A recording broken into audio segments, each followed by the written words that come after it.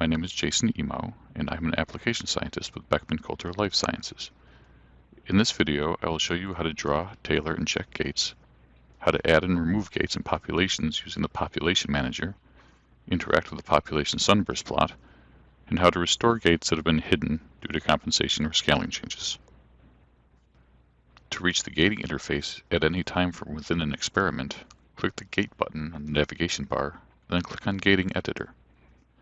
Before beginning to draw gates, make sure that you have selected the correct compensation and make any necessary scaling adjustments.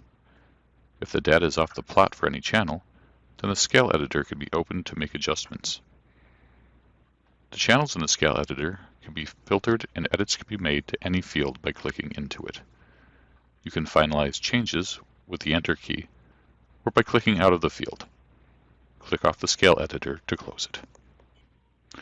Gate types are chosen from above the gating plot, and you can hit the Cancel button if you decide not to use the particular gate that you have chosen. A gate can be activated by either double-clicking inside of the gate, or by selecting the population that you want to activate in the Active Population menu. Hierarchies are built by activating populations and then drawing new gates. By default, when a gate is drawn, it applies to all the files in an experiment, and on the Cytobank platform we call that global gating. To move a gate to a certain location per file, toggle the gate to tailored mode and move it as desired. The new location only applies to the file that was selected while the gate was moved. A tailored gate position can be applied to files in batch using the Apply Tailored Gate button. A tailored gate can be globalized to standardize its location across files again by selecting the gated population from another file and toggling back to global mode.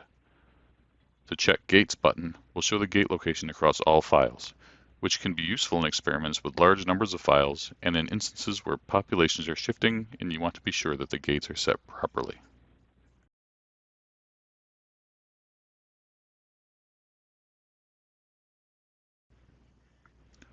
Files can be changed by clicking the File's sample name box located just above the gating plot.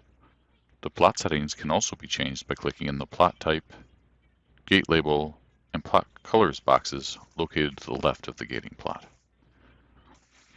The standard way to create a population hierarchy on the Cytobank platform is simply by drawing a gate, activating it, and then drawing the next gate. When you gate in a serial fashion on the Cytobank platform, a population is created automatically for each gate drawn, and each new population automatically contains all the gates of its parent, plus the one you just drew.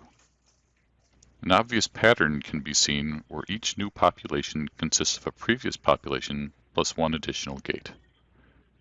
Comparing subset relationships of gate sets between populations is how the population tree hierarchy is determined. Specifically, for a parent-child relationship to exist, one population must be a proper subset of another, as defined by the gates included in the set. In this example, the CD20 negative CD33 negative subset is the most similar proper subset of the CD3 positive T cells, and thus it is the immediate parent.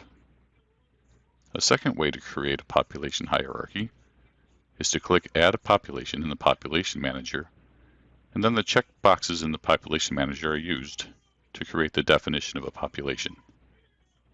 A checked box means to include the gate in the population. On the Cytobank platform, gates and populations are independent of each other, and this has implications for deleting and renaming. In this case, I have deleted the CD33 positive gate. However, as you can see, the population that represented it remains and is no longer in the correct location on the tree. To delete the CD33 positive population, I need to use the Population Manager, which removes the population from the tree. The same principle applies to renaming gates, demonstrated here on the CD20 gate. Again, the Population Manager is used. Note that gates appear as the columns on the Population Manager, and populations as rows. This is a big advantage when you consider what happens when an upstream population is deleted. In other platforms, deleting the singlets gate would result in the loss of all the children that have been drawn off the singlets population. In the Cytobank platform, the children of the singlets population are not deleted, but instead assigned to the population upstream of the singlets population. The singleist gate can be recreated and the children reassigned using the population manager. The population sunburst is also available in the gating interface. It is a different way to visualize and interact with the hierarchy. You can hover over the wedges to see population statistics and click to zoom in and out. Parent-child relationships are represented by concentric wedges in the population sunburst.